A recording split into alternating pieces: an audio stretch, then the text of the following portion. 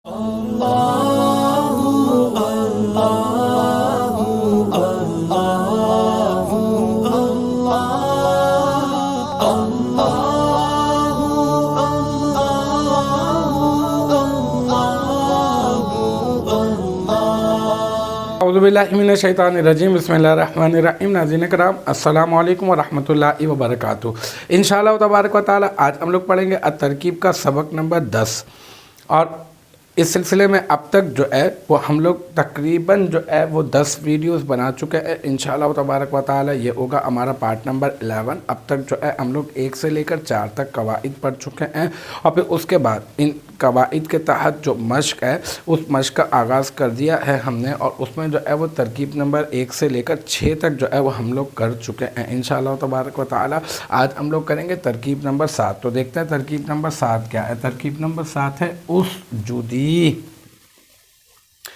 ये जो है अब हमें पहचानना होगा कि ये सीगा कौन सा है। देखें ये जो हमज़ा है ना, ये वाला जो हमज़ा, ये हमज़ा वसली है और इसके जो उरूफ़ असलियाँ हैं वो सीन, जीम और दाल है। और ये जो था ना पहले तस्जुदीना था, ठीक है ना। यानी ये मैं यहाँ पे लिख देता हूँ आपके लिए ना, ये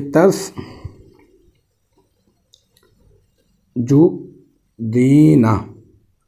अच्छा, सजदा यसजुदु है, बाप जो है वो नसरा यंसुरु है, तो यसजुदु से गिरदान पढ़ते हैं। अगर हम यसजुदु यसजुदानी यसजुदूना, तसजुदु तसजुदानी यसजुदना, फिर तसजुदु तसजुदानी तसजुदूना तसजुदीना, ये जो है वो वाहिद मुअन्नस हाजिर का सीगा है, ठीक है।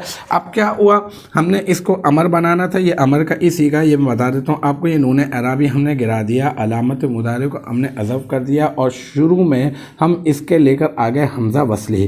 और हमने ऐन कलमे को देखा, ऐन कलमे पर जो है वो ज़म्मा था, ये इसका जो है वो ऐन कलमा है। ऐन कलमे के ऊपर ज़म्मा था तो हमने जो है ऐन कलमे के ऊपर हमज़ा वसली के ऊपर भी ज़म्मा दे दिया, क्योंकि कायदा यही है कि अगर सुलासी मुजर्रद में हम अमर बनाते वक्त अगर ऐन कलमे पर ज़म्मा होगा तो हमज़ा वसली पर भी ज़म्मा ही आएगा। तो यहाँ पर इसी वजह से हमने इसको ज़म्मा दे दिया, तो ये बन गया उसजुदी। ये इजाफी बात हो गई आपको समझाने के लिए। अब बाकायदा तौर पर अगर हम इसकी तरकीब करें तो मैं यूँ कहूँगा कि ये हो गया सीगा, क्योंकि पहले तो मैंने आपको बताया ना सीगा बताएंगे। तो ये सीगा वाहिद मुअन्नस हाजिर, ठीक है। और इसमें ये सीगा वाहिद मुअन्नस हाजिर फेले अमर मारूफ, ठीक है। ये मारूफ है, मजहूल नहीं है, फेले अमर मारूफ। और ये क्या है, इसके उरूफ असलिया 3 ही है, 3 से ज़ायद नहीं है, तो ये हम कहेंगे ये है सुलासी मुजर्रद। अच्छा, अब उरूफ असलिया में कोई हर्फ इल्लत भी नहीं है, कोई जो है वो हमज़ा भी नहीं है, कोई 2 हरूफ हमजिन्स के भी नहीं है, तो हम लोग क्या कह देंगे, हम लोग कह देंगे इसे ये है सही। बाब कौन सा है, ये नसरा यंसुरु बताया भी मैंने आपको कि ये नसरा यंसुरु है। तो अस बाब हम लोग लिख देंगे नसरा